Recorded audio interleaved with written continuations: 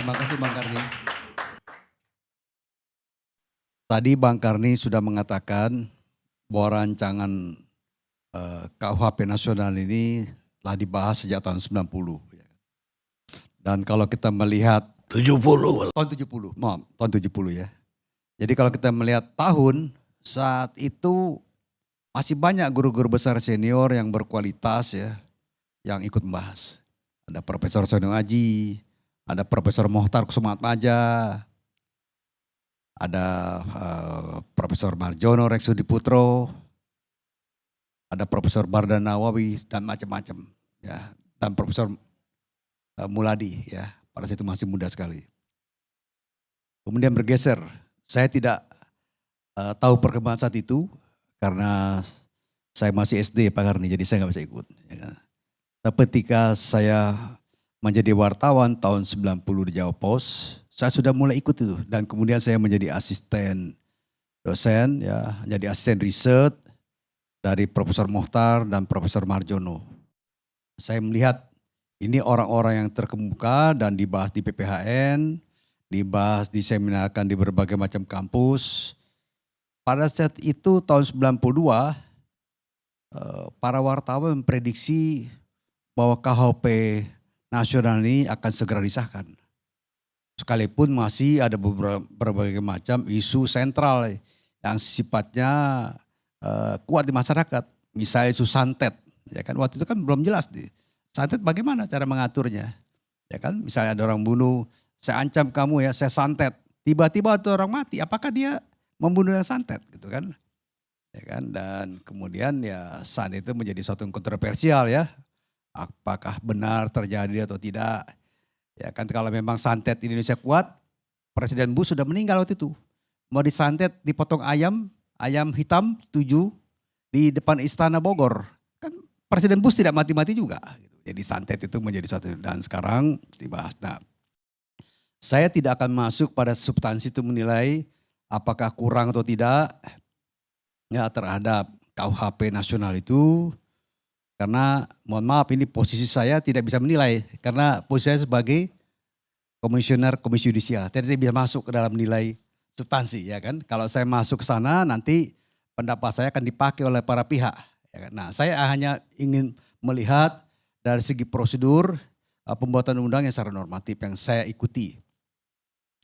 Bahwa DPR telah menggunakan instrumen untuk memperkenalkan rancangan undang-undang yang matang dan sudah siap disahkan melalui metode website DPR, melalui sosialisasi di media massa, melalui sosialisasi di kampus-kampus, dan kemudian mengundang rapat dengar pendapat umum dari berbagai macam kalangan pemegang kepentingan, ya stakeholder.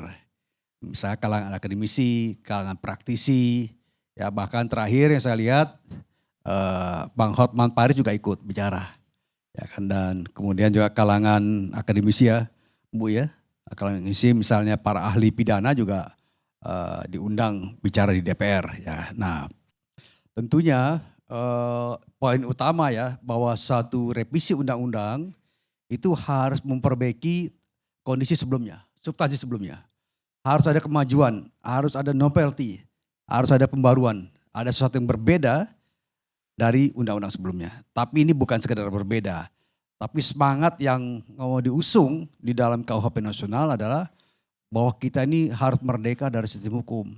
Ya, kita ini harus berbeda dari sistem hukum pidana warisan kolonial Belanda. Ini satu pesan yang paling kuat dari itu ya, dan itu sudah dilaksanakan. Dan kemudian tentu saja dalam suatu pembuatan undang-undang, karena undang-undang adalah produk politik hukum, tentunya kacamatanya juga katakanlah kacamata yang khas ya pada zamannya, pada saat undang-undang dibahas. Tapi saya tidak meragukan terhadap upaya DPR untuk menjaring pendapat, ya kan. Nah, di dalam ilmu hukum, di dalam ilmu perundang-undangan ada yang disebut sebagai meaningful participation. Meaningful participation artinya menyerap semua pendapat stakeholder terhadap suatu peraturan untuk dikaji, dibahas. Meaningful participation ini tidak berarti setiap pendapat yang dilontarkan itu oleh berbagai macam pihak, beragam pihak ini harus disetujui, dimasukkan. Paling tidak dia menjadi catatan sejarah mengapa satu pasal dimuat, bagaimana kira-kira. Itu yang disebut sebagai risalah pembahasan rancangan undang-undang. Ini akan menjadi kajian. Dan dari sana juga bisa dilihat seberapa jauh urgensi diterima atau diadopsinya satu pendapat.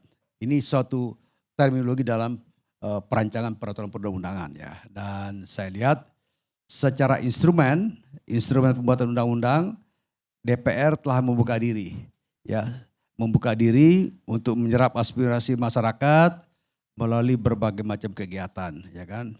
Dan bahkan kegiatan-kegiatan yang sifatnya akademis kadang-kadang ditemui dengan teatrikal. Artinya ada tarian dansa macam-macam, ada suatu unsur-unsur kesenian ya dan itu ekspresi bebas.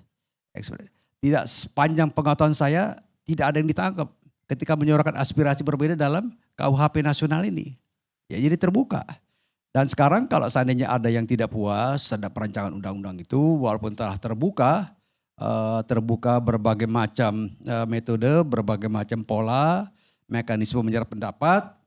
Ada yang mengatakan ini merugikan saya, maka secara konstitusional jalurnya adalah judicial review, ya, uji konstitusional norma di Mahkamah Konstitusi. Dan bukti ini sekarang sudah dilakukan beberapa. Nah nanti tentunya Mahkamah Konstitusi akan menilai. Pertama apakah memang terjadi pelanggaran norma konstitusi dari aturan norma yang diuji. Kemudian kedua, apakah ada unsur kausalitas? Artinya kalau seandainya pasal ini diberikan tafsir atau dirubah oleh Mahkamah Konstitusi ya, atau misalnya dinyatakan tidak memiliki kekuatan hukum mengikat, apakah kerugian pemohon itu telah bisa diobati? Ada legal remedies.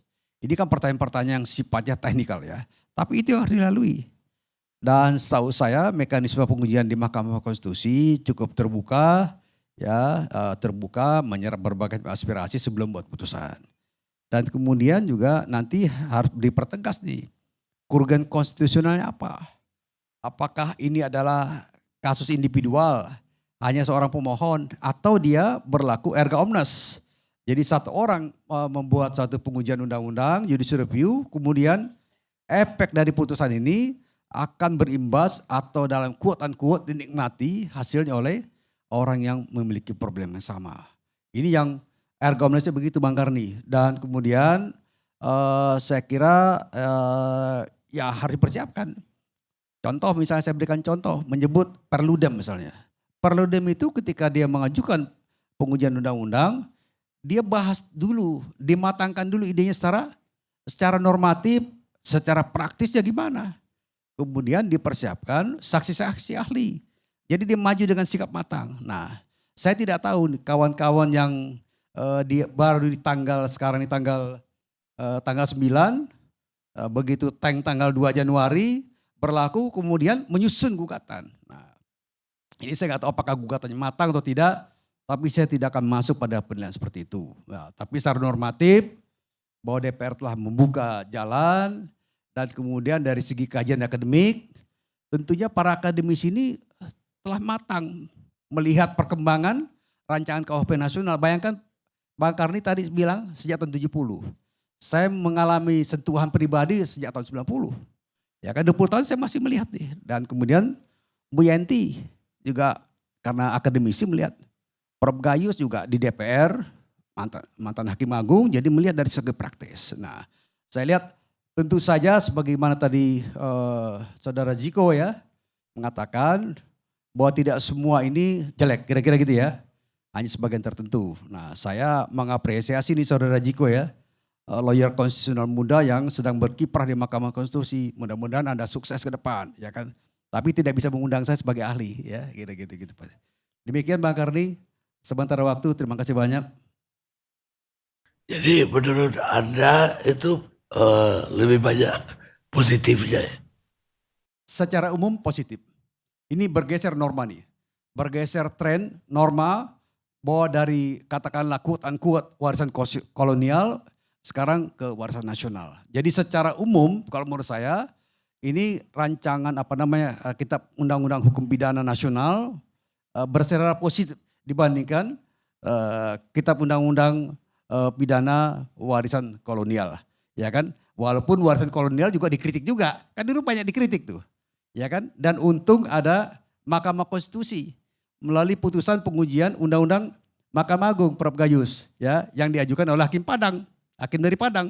Kalau tidak ada pengujian dari Hakim Padang ini, tidak bisa diterobos ini pengujian undang-undang sebelumnya, termasuk KUHP, karena Undang-Undang MK membatasi undang-undang yang hanya bisa diuji di Mahkamah Konstitusi adalah yang melalui proses amandemen, ya kan? Pada saat amandemen baru bisa diuji, tapi diterobos ya oleh Hakim Pengadilan Negeri Padang pada saat itu. Demikian Bang Karni, terima kasih. Baik.